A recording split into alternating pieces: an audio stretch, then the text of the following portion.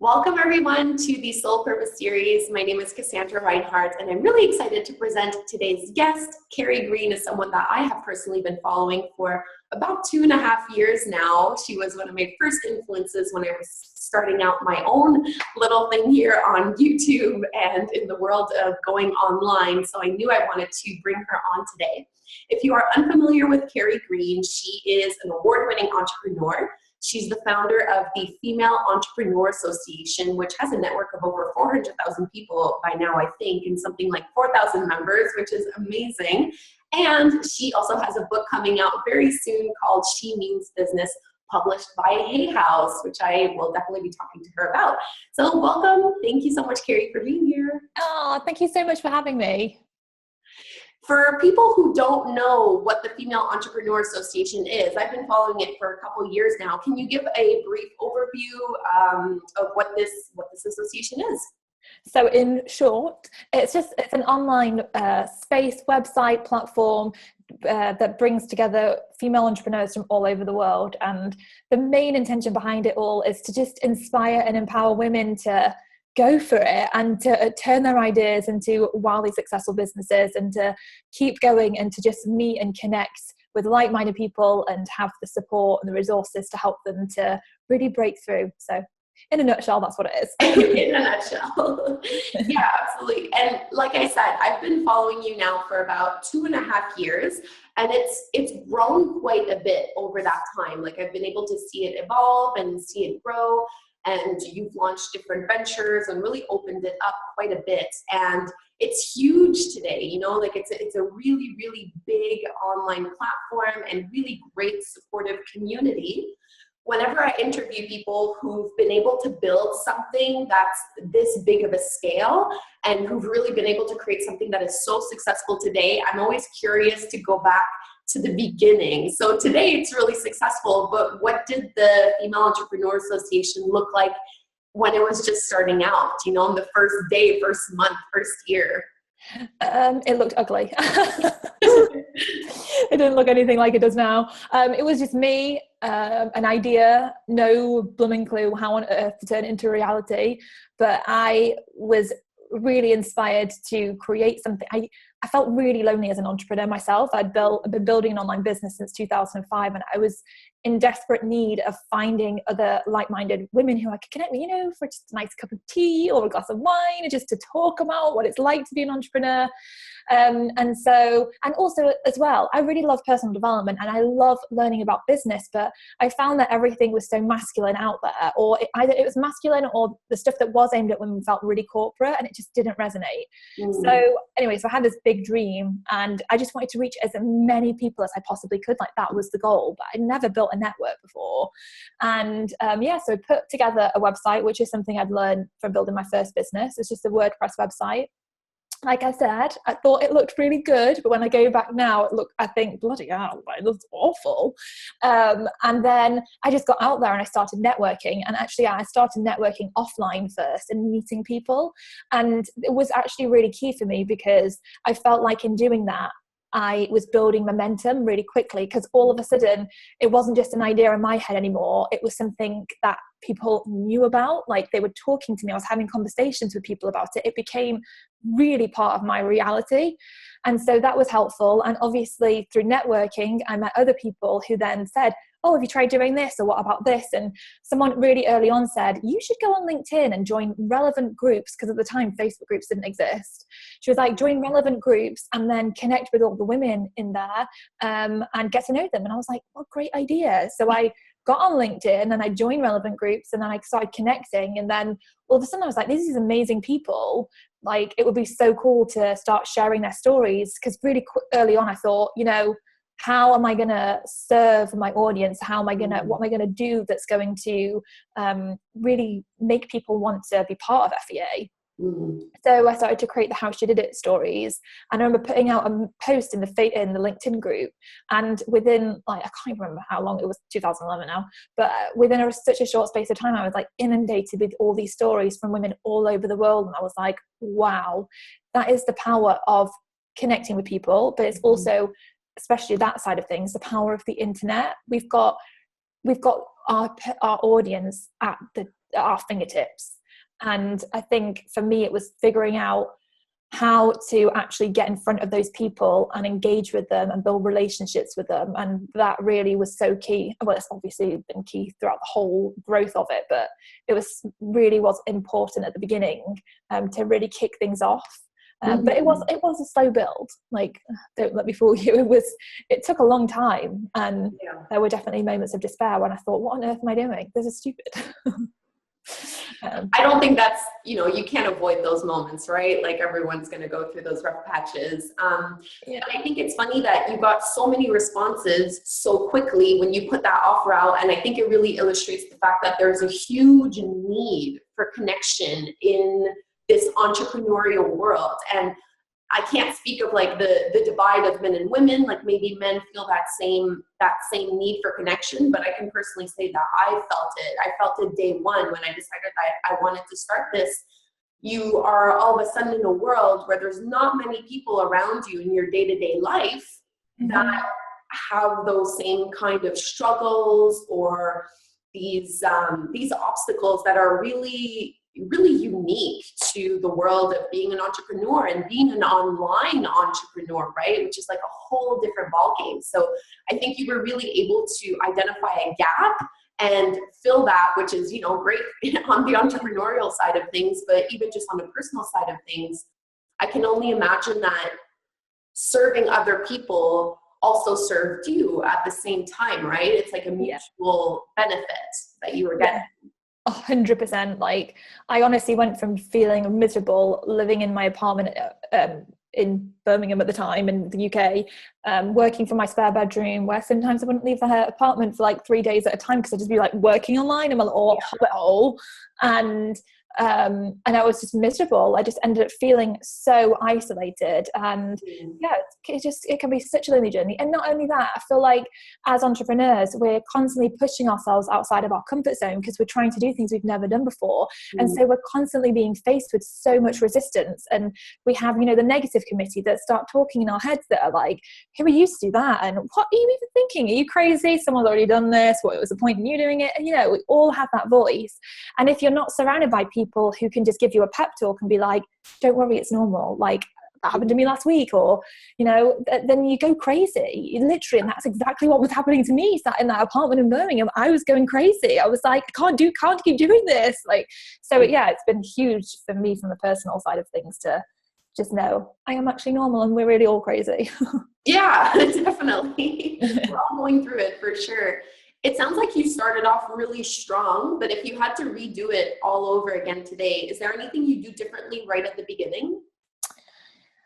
I feel like hindsight is a great thing. If I look back now and think if I was the person I am now back then, I think I could have grown things a lot faster, but that's not the way it works. And I think also when you start out, you've got so much growing to do, and that can cause a lot of overwhelm, confusion, frustration, moments where you just want to bang your head against the wall and be like, but I think that the lesson I've learned is that you have to honor the process, and because by honoring the process and all that learning and growing, it gives you a really solid foundation on which you can build an incredible business and create success. So I am actually looking back now grateful for all of the things I experienced early on, because they taught me so many lessons. Like, even all the mistakes I made, like, had I not made them, I wouldn't be aware that I shouldn't make them moving forward. So I'm actually really grateful for that. And I don't think I would actually change anything at all. And I'm actually really glad that at the beginning I had no money to pay anyone to help me to do anything, because it forced me to figure out how to do it myself rather than turning to other people. And I think that was a key thing for me, because it enabled me to up level so much in terms of my own skill. So now it's much easier to manage other people who are doing it for me, because I understand how to do it myself. And I think that's been really, really key as well. So I so agree with you there. I think it was Millionaire Messenger, the Brendan Burchard book. I read that at some point, and he was saying, like, one of the biggest pitfalls that he's seeing in entrepreneurs today is that they're outsourcing everything instead of learning the basic skills at first. And when I was first starting out, like, the concepts of filming and editing and online marketing and social media and mailing list management, and it was crazy. Like my first instinct was to outsource it, was to get someone else to do it, because I didn't believe I could do it myself. Like I didn't have that confidence because I had never done it before, but thankfully I had no money. So, you know, I had to do it myself. And I'm really grateful that I now have that foundation, as you said, where you have no choice but to roll up your sleeves and study it and try it and fail miserably and try again and again until you sort of kind of get it. Yeah. But it's really difficult. But now you're in a place where you can delegate a little bit more. So what does the FEA and Carrie Green world look like today, now that you can have a little bit more freedom and hopefully a bit more of like a work-life balance? No, it's still a crazy one. Oh gosh, I struggled with delegating throughout the years, because I remember last year I had this marketing team on board, and I was like, this is amazing, they can do all this stuff for me. And I was in the middle of a launch, and I was like, whoa, this is running so smoothly, something has to be wrong here. Why am I not more involved? But what I ended up feeling was really disconnected, and I find there's a fine line, because as the person that's like the founder and the person that's driving the business forward, you need to really make sure that you are still involved. Otherwise, it's really, I personally found it was easy to just like pass it all off to everyone else and me sit there on my backside doing nothing, and very quickly just felt really disconnected from everything. But recently the team has scaled up again, because when you're doing a book launch and you've got a members club to run and all that kind of stuff, you just bottleneck it if you just try and attempt to do most things by yourself. So it's nice to have support. I've got a couple of people who handle customer support. I actually have kind of like a virtual assistant / FEA manager now, which is really dreamy. Although I still struggle to delegate things to her. She's like, what can I do to help you? And I'm just like, if I want to cling on to everything. So yeah, and I have a full-time developer, graphic designer. James, my brother, helps me with like organizing a load of events and product. He's hilarious. Oh, isn't he funny? He's the star of my vlogs. Oh my goodness, what a character. I was like, that's who I want to hire. Yeah. So I know, he's brilliant. So yeah, I've got people that help me. I can't remember, I actually wrote it down the other day. I think there's like 10 or 11, 12 of us now. And like everyone is pretty much like just like contractors, like customer support is, I don't even know, but like however many hours a week. And James is pretty much full-time. Obviously my developer is full-time. But yeah, it is obviously really good to have that support in place now, because otherwise you do reach a point where you feel like you're suffocating the business, because you can't grow, because you can't possibly do everything yourself. So it's nice. It's a bit stressful though, because then you've got the worry of like, well, how the bloody hell am I going to manage all these people? And like, I've got to manage myself. And I think that's why I still feel like a crazy headless chicken most of the time. I mean, I will admit I'm a pretty disorganized person in general. I'm really like, just want to go for it, and just don't think about how everything needs to fall together and all that kind of stuff. But I always find that it's quite liberating to know that you can really feel like a crazy, chaotic person and still build a wildly successful business. Because I feel like it's so easy to look at other people's business and think they've got it all figured out and it's all so dreamy, when really it's not. It's generally not the case. Like, business is messy, and even if you do have a team, it's all bloody messy. So I find I think it's really liberating to know that. Keeps me sane. Yeah, I love it. And I think that's why I really connected with you, was because you seem to be one of the very few women entrepreneurs who wasn't trying to sell a 4-hour work week kind of lifestyle. Like, it really doesn't sound like that's who you want to be, like you're very much still working a lot, even though you are very successful. Like, did you ever think that that's what you wanted to go towards, was to be someone who was like detached and just living off passive income? Because I feel like, when I'm on Facebook and I see Facebook ads, like that's what I see advertised to young women. Is learn how to make money so that you don't have to work anymore. And maybe some people find that appealing, but I never found that appealing. And I've never seen you promote that, because it doesn't look like that's what you're doing now. Like, you're still very much working a lot. So was that ever a dream of yours to be able to like kind of step back and just have something that is self-sustaining and takes care of you 100% and you don't have to work anymore? Well, my first business was actually pretty much that. It was a phone unlocking business, cell phone unlocking kind of thing. And I was a reseller, and the business became really successful. And because it was based off of algorithms, basically it unlocked people's phones automatically. So once I'd figured out Google AdWords, and it grew, and then we had people who managed our Google AdWords, we had someone who managed our SEO. So pretty much we had customer support. So it was running itself largely. And I didn't really have to do anything. And I thought I was bored out of my bloody mind. And I think that it was actually the realization that I think we all have this tendency to chase money, and we think that it's the be all and end all, and that if we can just make our businesses make this much money, it's going to be amazing and whatever. And that's what I used to think. And it's just not true. And when that business became so successful, I've never fallen apart so much in my life. Like, I was lost. I was just a mess. And I questioned everything. What am I doing in my life? To the point where I had so much spare time. I thought, what am I going to do? I volunteered at an animal rescue sanctuary because I liked animals. Quickly realised that shoveling dog poo was not fun. Then I became a mentor at this charity over here called the Prince's Trust as a business mentor. Quickly realised that doing that like a few hours a month wasn't going to cut it, but carried on doing it. And then in the end, I packed up my bags and went travelling to Australia in the hope of figuring out life and thinking, what am I supposed to be doing? And I just think that, some people might think, well, that was a wasted opportunity, that you had all this freedom and time. But I think in life, what we really need the most is to have a purpose and to feel like we are doing something meaningful. At least that's what felt like to me. Like, I wasn't passionate whatsoever about the first business. It was phone unlocking. It was so dull. And I was really craving to do something with my life that made a difference. And I think I remember reading The E-Myth Revisited by Michael Gerber, when he talks all about, imagine it's your funeral. What do you want people to be saying about the kind of life you lived and the kind of person you are? And I thought, I don't have a clue. Thought, no wonder I'm so off track. I've never been on track. I've never asked myself these questions. I've only asked myself, how much money do I want to make? And I think it's a trap a lot of people fall into. So I don't really want that. I mean, yes, obviously it's nice to have the freedom to be able to go away and to still earn money. But I think there's so much more to it. And I think you're right. There's so many ads on Facebook that kind of sell people it's a false dream, that it's all dreamy and you can work 1 hour a day and make millions of dollars. I feel like that's the crap that makes a lot of entrepreneurs think, what is wrong with me?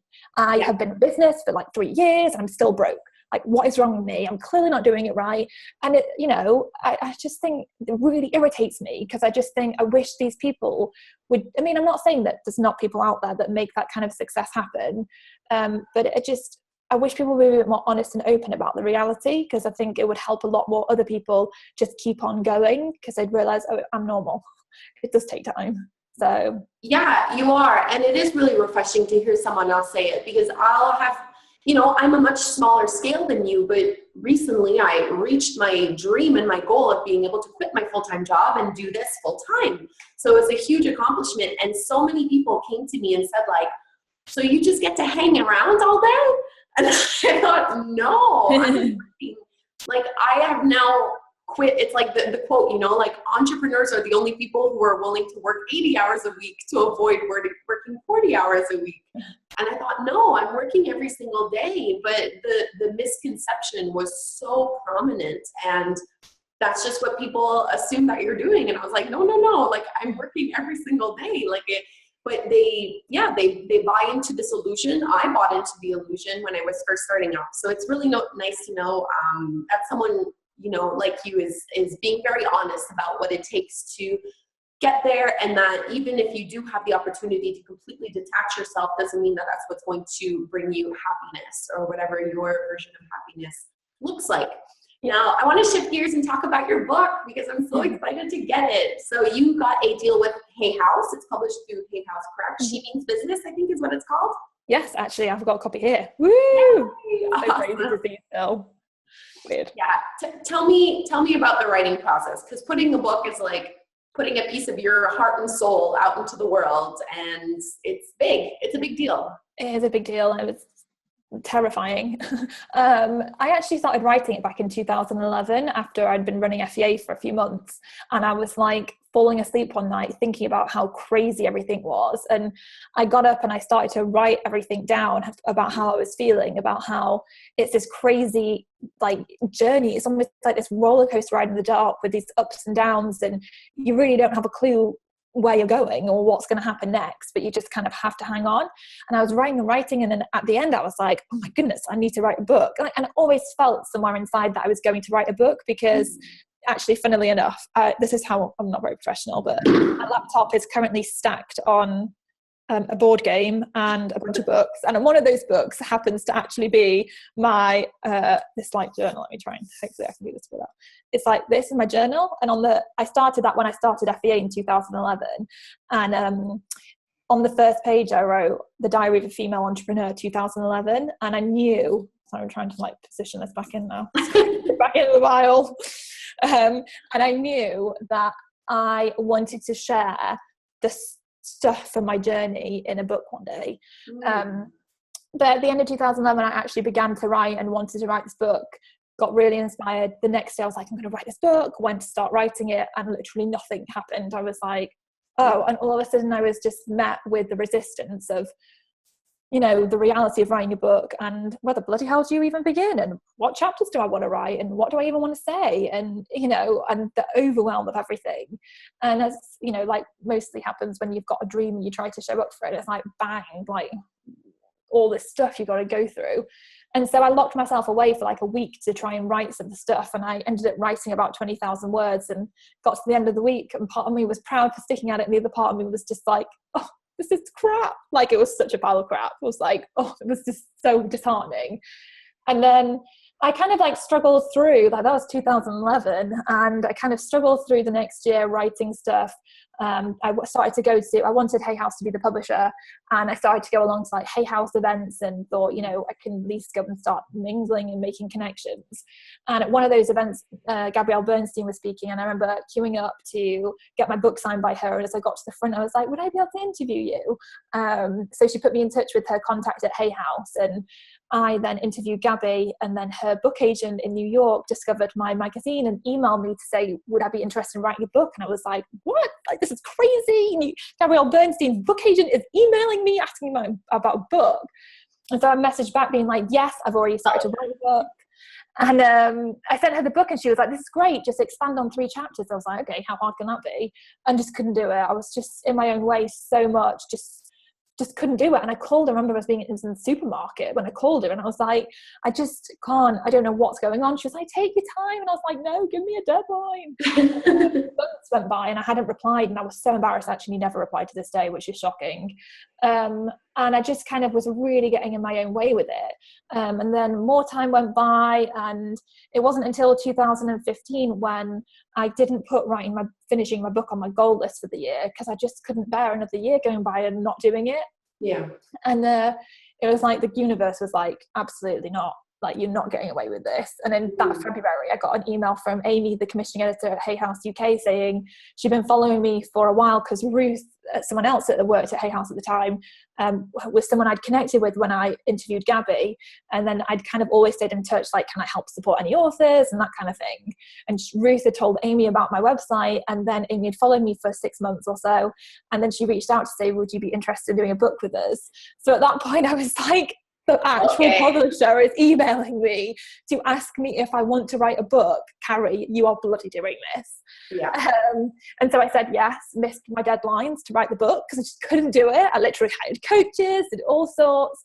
And it wasn't until the beginning of 2016 when I actually made space for the book, because before that I was so busy building the business, I wasn't giving the dream any space to work on it. So I just said, I'm going to sit on the sofa and I'm going to just write this book. And that's all I'm going to do. And I would literally sit there and I'd be like, I would like be imagining like this beam of light being channeled into me, and just honestly, I imagined all sorts of crazy stuff to try and write the book. And just like some days it would really flow and I'd come up with I'd write stuff and I'd be like, where the hell did that come from? And other days I'd literally like write 5 words. But I'd piece together. I'd literally visualize all the time. Like when I was struggling, I would visualize reaching a point where the book was done and I'd written it and I was sending it off to Hay House, the final version, and how I felt knowing it was getting sent off. And then I would visualize imagining it arriving at my door, like the actual book format, and how I would feel, and like I'd visualize all this stuff about it being done, and that it would like happen easily, and it would be I'd write the right things, and I just honestly just did whatever I could to get through. So it was an emotional roller coaster. Sounds like it was eventful. Yeah, it was. But yeah, so 6 years in the making, and finally I reached this point. But I feel like it's good. I actually share that story in the book because I think it's important, because showing up for your dreams is not an easy thing. It's hard, especially when you're putting your heart and soul into something. Yeah. And we get in our own way, but just because you get in your own way doesn't mean you can't move past it and make it happen. And yeah. I think it's just a really important message to remember. Like, I used to have a quote on my wall that said, successful people hang on when everyone else has let go. And I used to look at that quote and think, Carrie, you can hang on. Just hang on. That's all you have to do. And I just think like it's such a simple thing. But it's the difference, I think, between the people that really make it and the people that don't. Even if it takes you, a year, 5 years, 10 years, 20 years, whatever. I think if there's something that's in your heart that you want to achieve, then it's just about keeping on going and persevering. Absolutely. And you mentioned resistance quite a few times and visualizations. And one of the first, I think, introductions that I had to you was on like how you had used affirmations and visualizations to really kind of turn your life around and turn your business around, and visualizing yourself winning some awards and all that kind of stuff. And I was like, okay, like I'm going to give this a try. Like if Carrie's doing it, I'm going to try it. And I even did the same exercise that you had recommended, which was like recording yourself, Oh, yeah. these affirmations and saying it back. And it's still a practice that I do to this day. And it sounds like so unbelievably cheesy, but I don't know, there's something to it, right? Like there's just something to it. And it's funny that, like, of course you would do that for your book, because I mean, you're publishing under Hay House. Louise Hay is like the queen of affirmations and visualizations, right? So it makes sense that you would have adopted that process. But other than like visualization and affirmations, do you have any other practices that you use to break through resistance, or to kind of call in more things that you would like to see happen in your life? Like journaling, sounds like you write a lot. Yeah, journaling. I have like what I call my bag of mindset magic tricks. And they are magic tricks because I really believe that, when you're trying to turn an idea that's in your head into reality, I think that's pretty magical. Yeah. And I think we need to get our little wands out and start doing things that enable us to really move past the stuff that gets in our way. So I have my bag of mindset magic tricks. There's all sorts of goodies in there. So for example, something really simple is that I have is just a playlist on Spotify that's just full of like music that really inspires me, makes me feel reconnected with myself. In fact, I was listening to it yesterday when I was working away. And it's just like all sorts, like, crazy. It's got like some of the soundtracks from like Disney on there, like the orchestral version of When You Wish Upon a Star. Oh. Like listening to it yesterday, we were like, oh, this is so magical. So it's like listening to things like there's the soundtrack to Elephants for Water for Elephants. Water for Elephants. Yeah. And I was listening, and the soundtrack to that is actually really magical sounding. And so I have like a lot of songs on there that made me feel magical. Like when you go to the movies and you watch something and it makes you feel like anything is possible, and it makes you believe in the magic of life. And so I inundate myself with things like that, whether it's like watching a movie that I know is going to make me feel like, oh, I can do anything, like life is just to be lived to the full. Yeah. And like music, I think those like, music and movies are so powerful. They move us emotionally so much. I love also listening to personal development stuff. Personally, for me, I love Tony Robbins, I love Les Brown, I love Jim Rohn. His stuff was just so amazing. And when I listen to those people, you can't help but feel empowered. Like Tony Robbins, like there, and he's like, shouting pretty much, through the speakers, and like, doing his incantations. You can't not feel fired up. Yeah. In the book, I share stories of like lots of different women, and one of them she's called Michelle Raw, and she was telling me like throughout, she listens to personal development stuff a lot, like podcasts and that kind of thing. And at one point she was like working in a mum's cafe and she wasn't doing what she wanted, but she said every day while she was working there, she'd have one headphone in, and while she was serving people, she'd be listening to like Tony Robbins or someone or other. And she said to me, you can't feel down when you've got Tony Robbins in your ears. And I was like, it's so true. Like, you can't, if you inundate yourself and immerse yourself in like positive stuff, whether it's music or whether it's listening to someone with personal development.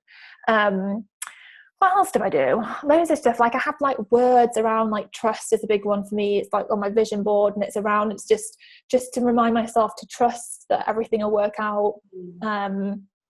Yeah, so all that stuff, obviously affirmations, visualizations, just changing. All for your mindset, right? Like, I think we neglect just how much our mindset plays a huge factor in everything that we do or don't do. And I do the podcast thing all the time. Like, when I'm taking walks, I just feel like, hell yeah, like I'm so there, you know. It puts you like in the perfect mindset to take action, which I feel is like when you have so much resistance and you're getting in your own way, the last thing you feel like doing is taking a step forward and is taking an action, or like sitting down and writing your book or whatever it is that you're working on. It's like resistance tells you like, I can't do this.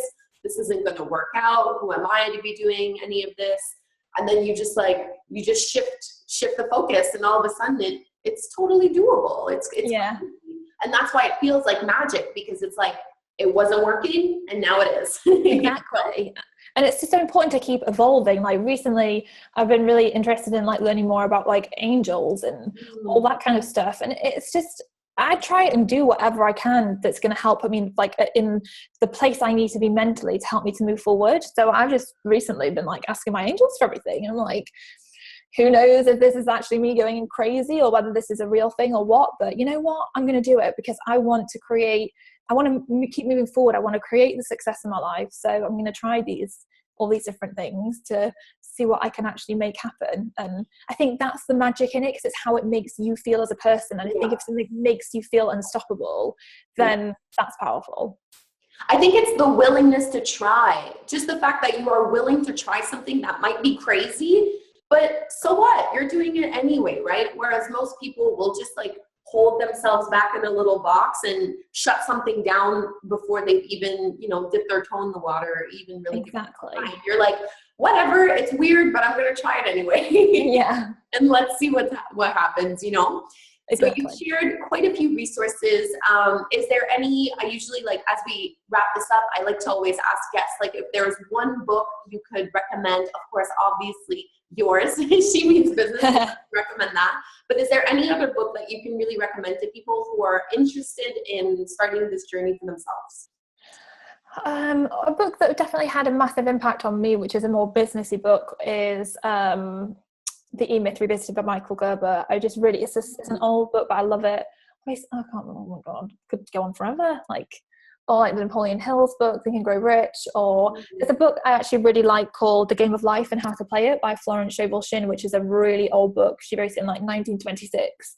And I think that's it's a really short little read, and she talks a lot about the law of attraction. In fact, it's all about the law of attraction. Right. But just, that's a really good read. That's more for like the personal, the mindset piece. But yeah, The E-Myth is a great read. I'm trying to look right now, the books that my laptop stacked on. But yeah, The E-Myth is good. I like that.